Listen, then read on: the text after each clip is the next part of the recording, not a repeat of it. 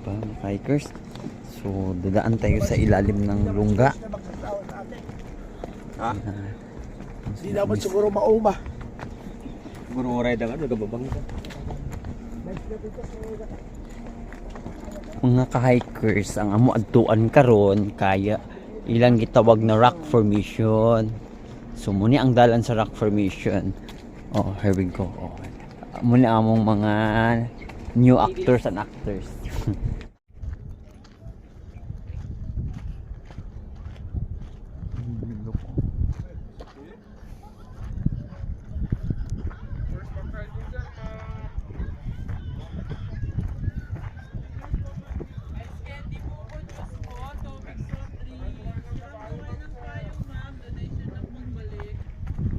Ginuko kalayo di kaayo. Okay, sakay daw mi dani. Dali kong sakay.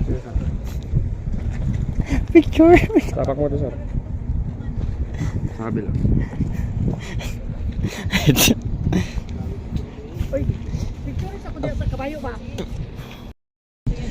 Okay, mga ka-hikers, papunta po kami sa rock formation. So nagsakay na may kabayo. Hawak lang, sir. Opo.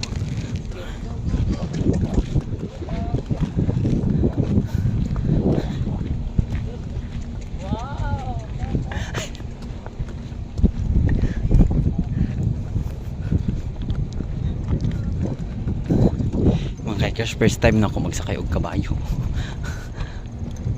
Kami sa rock formation. Wow.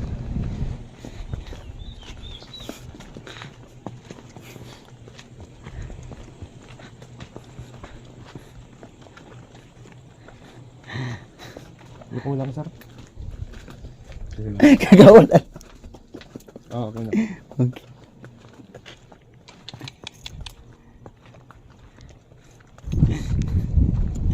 Ayan ho. Okay.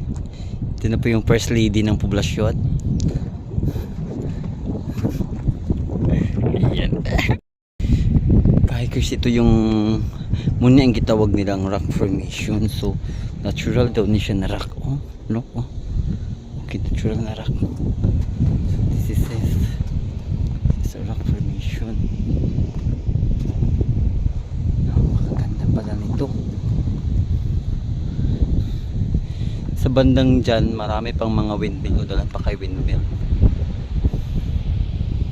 Dalan pa kay windmill. Oh. Ilang rock formation. Ah. Okay mga hikers, wala po kami sa gawas. Na kami sa Pilipinas. Kami sa loob. Ang ganda. Di ba pa? Ganon. Yan.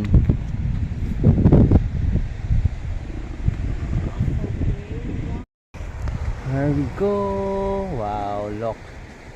Very nice. I think muni ang Dolomite bits. Dolomite.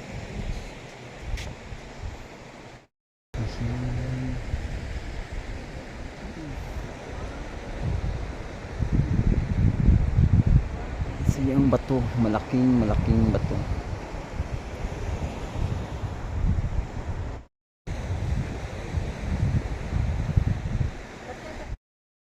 Itatas naman po natin yung ka-hikers yan. Natats na po natin. Sige ako muna. Pero pag matats mo pa, parang buhangin oh.